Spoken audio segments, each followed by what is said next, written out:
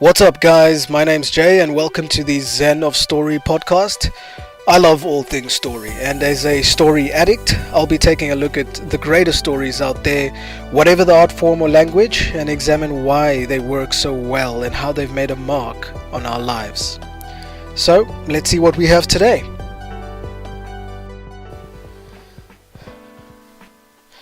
Ever wondered why The Lion King, Star Wars, Harry Potter, Spirited Away, The Matrix, or The Dark Knight trilogy became so loved and celebrated as one of the most memorable stories? Why do we remember these protagonists so vividly? Why do we know their stories so well? What is it about their stories that sets them apart, that makes us remember? So as usual, I wanted to find out, and I got to digging, and it wasn't actually long before I realized that there was a rather obvious connection between them. A recognizable pattern that strung the stories as one. It was a storytelling concept that arose as a result of studying hundreds of stories from medieval literature, or actually even before, until today, where a pattern was mapped out in these different stories, a connection found between all of them. It was a pattern that anchored complex stories set in ancient Greek folklore, or in Eastern Indian epic poems, in tales told by tribes of the Amazon forest, even in paintings drawn by Africans in sub-Saharan Africa. I'm talking about the Monomyth, or the hero's journey. Now, the hero's journey really came to prominence in the storytelling world after it was popularized by the mythologist Joseph Campbell. Now, there's a cool job, eh? A mythologist. You just study stories for a living. It's got to be the coolest job in the world. Anyway, so he's a mythologist who studied all different kinds of stories, legends, epics, even artwork from different cultures across the world. And he started to notice that, hang on, there's a pattern going on here between these great stories. Now, at the time, he was also a devoted student of Carl Jung, the psychologist famous for further popularizing psychoanalytic theories of the time. And soon, with influence from those theories, he developed a storytelling framework, to speak, known as the hero's journey, or the monomyth, a single journey that every character or hero seems to take in every great story. He included this with other detailed interpretations and teachings in his now famous book, The Hero with 1,000 Faces. It's a book that is, yes, a little dense on the one side, but definitely one that I'd highly recommend for anyone who loves the art of storytelling. So what is it in a nutshell? It's basically a recognizable pattern, or a series of events that Campbell noticed occurred in the internal journey of the main protagonist, a beat-to-beat metaphorical and physical change that occurs at different points of the story, a monomyth, or a single story that connects all these stories, the story of the hero. Now, I was fascinated as I went into all of this, and I obviously wanted to first learn what it is, and then also why it seems to work so well, having been used time and time and again for centuries. So what I'm going to do is break it down into two different episodes, and in part one, in this episode, I'll go over what comprises the hero's journey and relate it to some examples from famous stories in the world today. And then in part 2, in the next episode, we'll dive into the science behind why the hero's journey seems to work and why it seems to be so loved across the world. So let's go. Alright, so the hero's journey that I'll be looking at is the original one that Joseph Campbell himself created, and not the later revisions that came after that.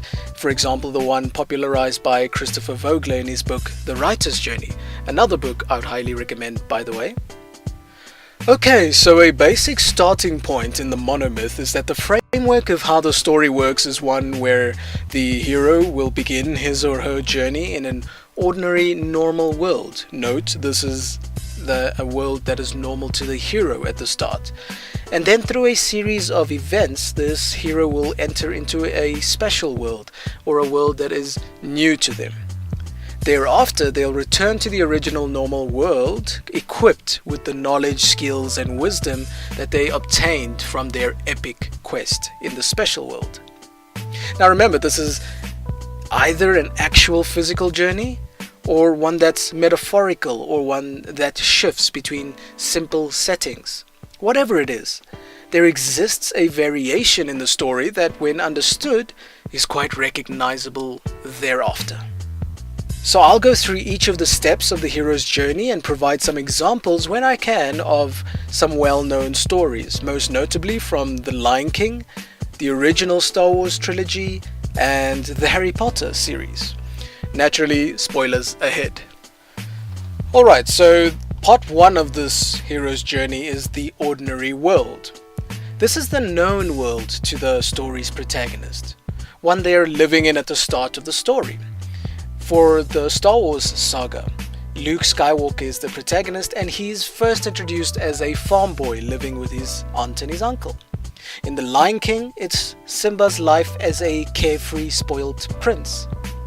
In Harry Potter, it's Harry introduced to his life with the Dursleys.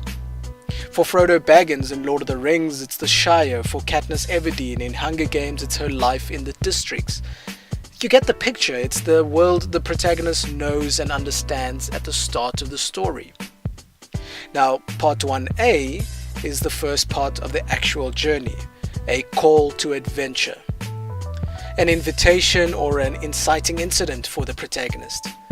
This is the first instance in the story where the hero is invited, either directly or indirectly, to go on a new journey. For Luke Skywalker, it's the message from Princess Leia. In Harry Potter, it's of course that Hogwarts letter that we were all dying to receive when we were kids and we first read about that story. In Lion King, it's actually quite different, where Simba is actually tricked by Scar, the antagonist, into wanting to go to the elephant graveyard. Whatever it is, it's an invitation, directly or indirectly, to go on this new journey. Now, part B of this ordinary world is when the hero refuses the call initially. Because Campbell realized that more often than not, the hero will at first refuse the call out of either obligation, lack of belief, or maybe even fear. It's a depiction of that first shaking up of that character's psyche. In Harry Potter, Harry replies that he can't be a wizard. I mean, he's just Harry. Luke Skywalker says he has to help his aunt and uncle on the farm. In a more indirect manner in The Lion King, once again, Scar warns Simba not to go looking for the graveyard as a way of using that supposed refusal of the call as a means to further tempt his nephew to walk into a trap. Now, part 1C is a supernatural aid. This is the part of the story where we are introduced to something or someone outside of the hero that will help him or her on their journey. Campbell noticed that the aid actually not only arose once, but often resurfaced later on in the story and didn't have to be one character or even a living thing. In The Lion King, it is first and foremost Mufasa, the guiding light of Simba's entire journey. But also comes Nala, his friend and future queen, to aid him in moments of need. Rafiki is actually a third party in this supernatural aid. He comes later on in the story though. In Star Wars, it's Obi-Wan Kenobi and his explanation of the Force to Luke. In Harry Potter, well, that's got to be Hagrid right at the very beginning. But it also comes later on in the form of the Hogwarts headmaster Albus Dumbledore. So basically, after deciding to heed the call and with a supernatural aid at his side, off we go with the hero on their new journey. Next we come to part D of the ordinary world, crossing the first threshold. Basically, this is when the hero moves from his known universe into the unknown. For Harry Potter, it's obviously his entrance into the magical world via Diagon Alley. For Luke, it's his first step into the new world via the Cantina on a distant planet. In The Lion King, it's when Simba goes off in exploration of the elephant graveyard. But then we move into a more important step in the hero's journey, Part E, the belly of the whale. This marks the final separation from the hero's known world and self. It's that first deep-seated beat, a moment of change in the hero's psyche.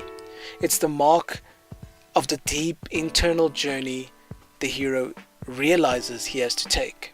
In The Lion King, it's when Simba is reprimanded by his father after being saved from the hyenas, and he understands or he at least starts to understand the mammoth task it is to be a king.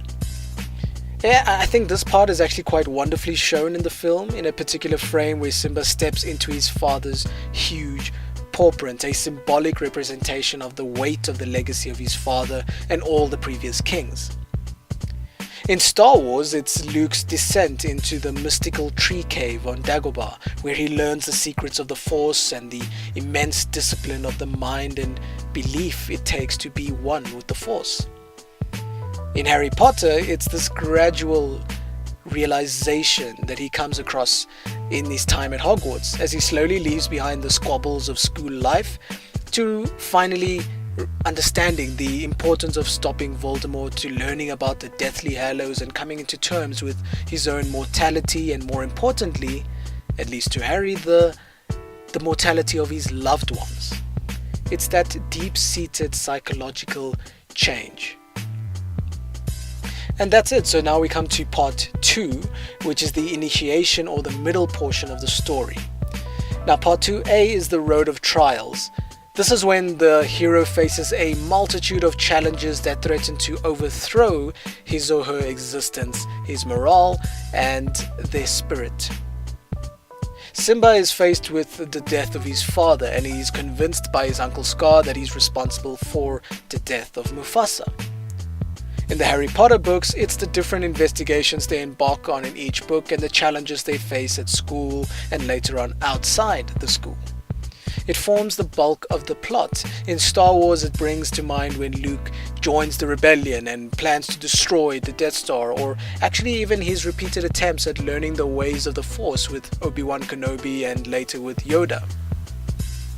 Alright, so what is actually a more important step in part 2 is part 2b, the woman as a temptress or a meeting with the goddess.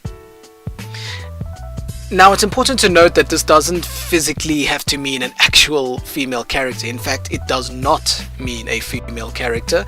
It's rather a metaphorical representation of a temptation. Anything that embodies temptation, be it a character, a new belief, or an environment, anything can serve as a possible final factor that threatens to throw our hero off his or her journey.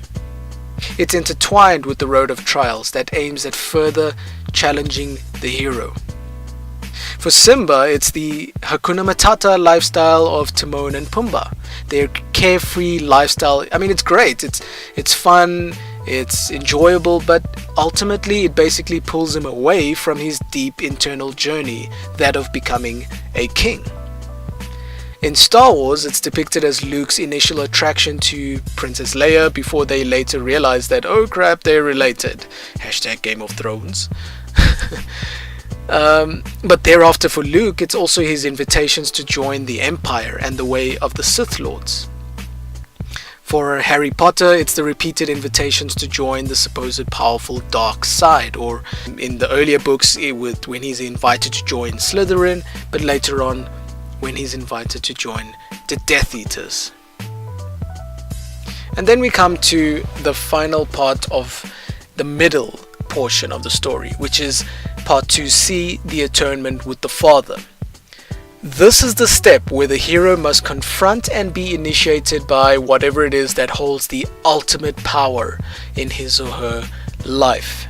For Simba, it's without a doubt his father, and he is granted the chance to speak with his father again, the previous supernatural aid resurfacing once again.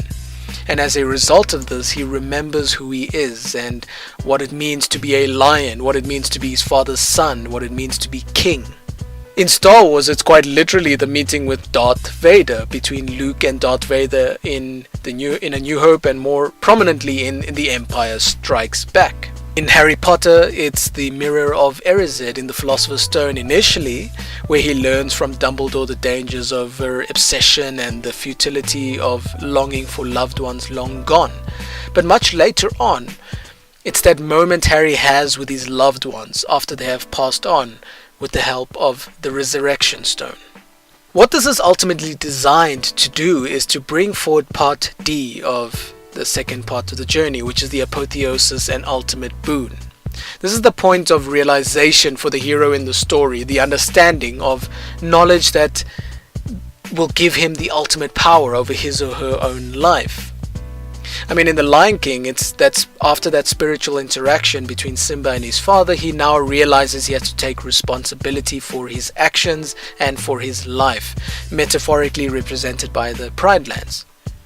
Luke Skywalker learns Darth Vader is his father, and he has to accept his boon by fully embracing the Force and refusing to join the dark side, having known and understood the power of the Force and the peace it will bring. He understands that violence is not the way.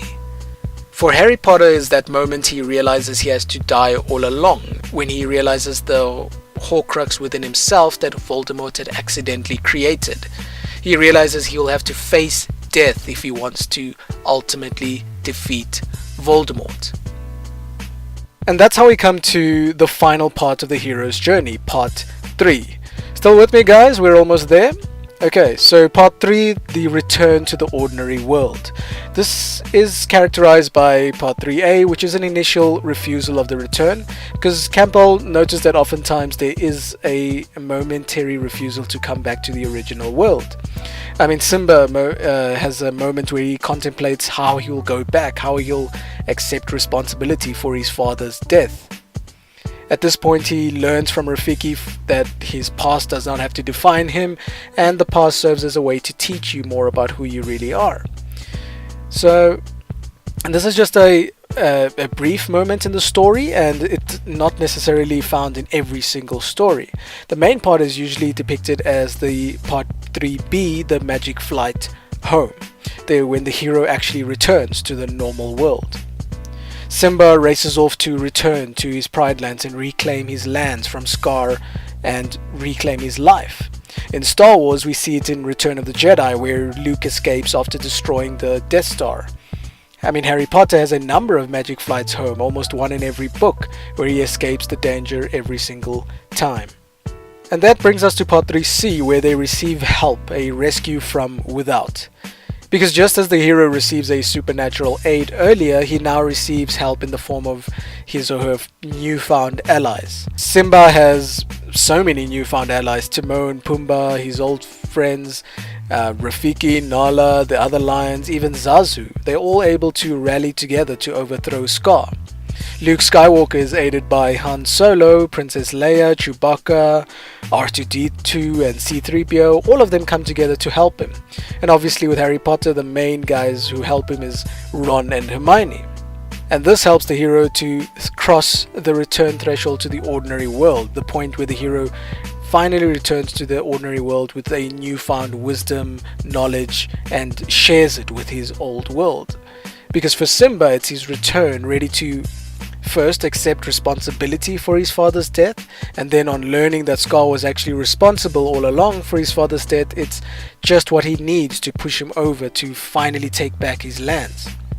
In Star Wars, it's implied that following the destruction of the Empire, Luke will likely rebuild the Jedi Order in his old world.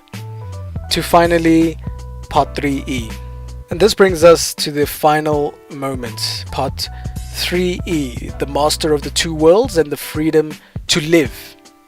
This is that final moment where the hero realizes, I've done it. The hero can now live a changed man or woman in the old world. But now with the skills, the wisdom, and the knowledge that makes him the master of both the original world he began with and the special world that changed them. I mean, for Simba, it's the final moment he is crowned king. For Luke Skywalker, he has gone from an innocent farm boy to the last legendary Jedi, a master of his world. For Harry, right at the end of the series, he has faced the one thing Voldemort is afraid of. He has faced death. And so, because of that, he survives, going on to defeat Voldemort and become the master of the Deathly Hallows and perhaps death itself. And there you have it, the hero's journey, where we are presented a hero in his or her ordinary world, an ordinary world where they receive a call to adventure, at first refusing but inevitably agreeing after meeting their mentor and going on to embark on a personal quest to confront their deep-seated weaknesses and flaws in a figurative belly of the whale.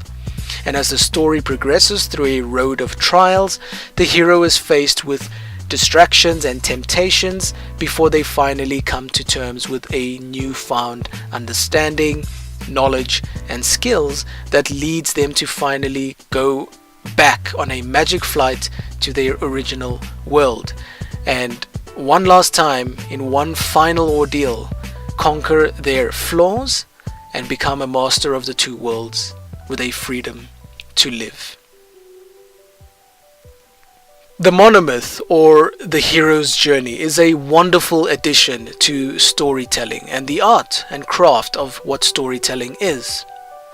I think this is because it's a technique that has organically grown as a result of our thirst for stories that are character driven, one that shows heroes vulnerable, relatable and flawed at the start, to ultimately heroes that go through a deep external and internal journey that has them facing terrible, almost indestructible foes.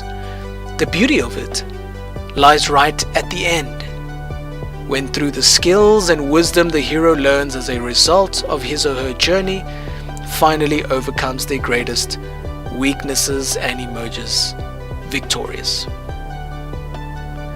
This was a Zen of Story.